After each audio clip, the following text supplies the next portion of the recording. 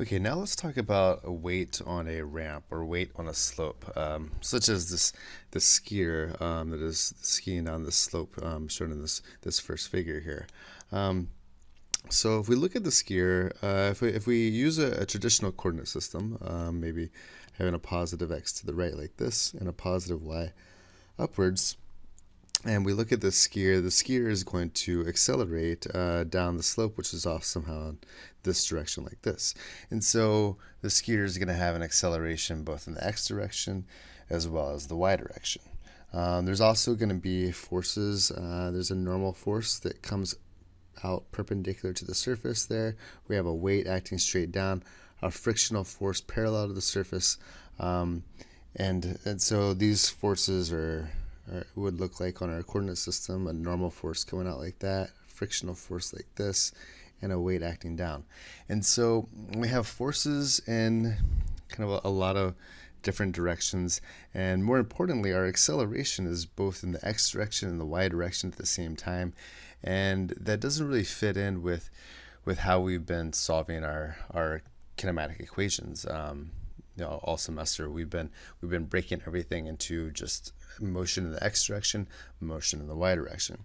So although it's doable to leave our coordinate system like a traditional coordinate system here, it'll be much more convenient if we instead rotate our axes, so that maybe we have called this our x direction is this way, and our y direction is like this. So we reorient our axes such that one axis is parallel to the surface, parallel to the slope, and one axis is perpendicular. And then we can see that, well, our acceleration is just going to be in the direction parallel to the slope. The skier isn't going to accelerate into or out of the slope, right? So now we only have acceleration in one direction, and it makes it a lot easier to analyze. Also, when we have the axes parallel to the slope, then the friction acts strictly in one direction, right? If I call this my x direction is parallel, then the friction is strictly in the x direction. And also, if the y direction is perpendicular, then the normal force acts strictly in the perpendicular direction. So it makes it very convenient to have our axes like this, x and y, so that way friction is strictly in the x and the normal force is strictly in the y. Now, the weight, however, is going to have some components in the x and the y directions, right? Because weight will always act straight down.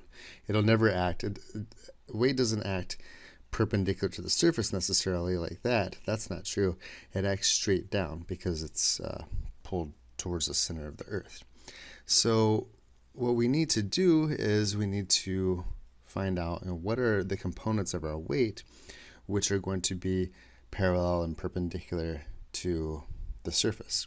So this would be, so if my surface is like this, then I have the component of my weight which is perpendicular would be this one here. So I'll say this is W perpendicular, and the component of the weight parallel would be this one here. So this is W parallel, right? Because I can break this weight vector into two components, parallel and perpendicular. And the nice thing is that once we've done this once, it'll always be the same in every case, right? So then it simplifies our analysis quite a bit, having friction parallel to the surface, the normal force perpendicular to it, and we'll already have the weight broken up into its components. So let's take a look at how to do that here. So let's say we have some angle of inclination theta. So some slope at a theta degrees here. This is 30 degrees or something like that. That's our slope angle or angle of inclination, either way. And then we draw, the perpendicular vector would look like this, right? We have some weight, and here's the perpendicular component and the parallel component like this. Now remember, I can just move these vectors. So let's say that I have, this is the same thing as the perpendicular component, right? So by definition, the perpendicular component would make a right angle with the slope here, right? So if this is theta, this is 90, that makes this angle here 90 minus theta. just solving this triangle here, that is 90 minus theta, which then we have,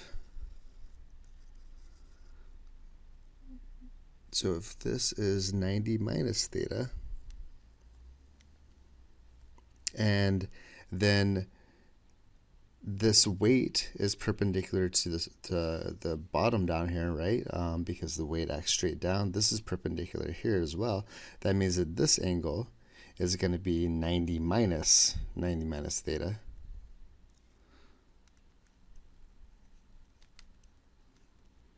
And so this is simply equal to theta, right? So we have here, this angle is theta, okay? And then by similar triangles, it makes this angle theta here.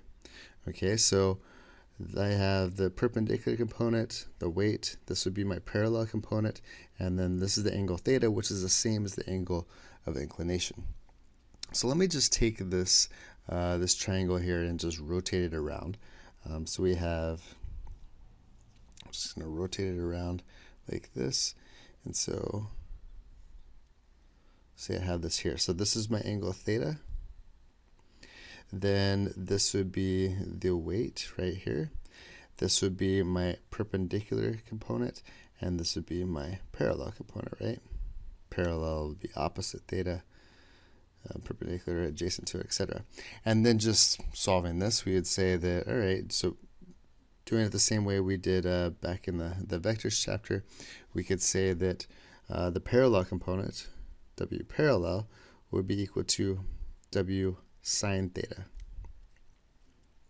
And the perpendicular component, W perpendicular, would be equal to W cosine theta.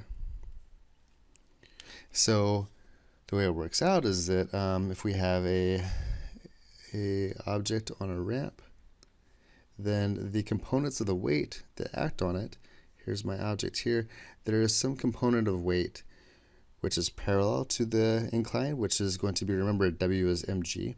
So this is mg sine theta. Oops.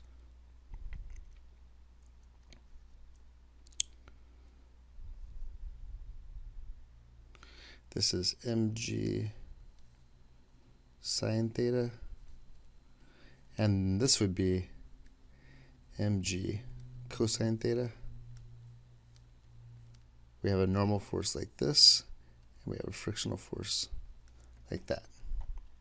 So these would be all the forces acting on a weight on a ramp. And our coordinate system is, I like to draw my coordinate system. The positive acceleration will be the positive x direction. So this is my x, this is my y.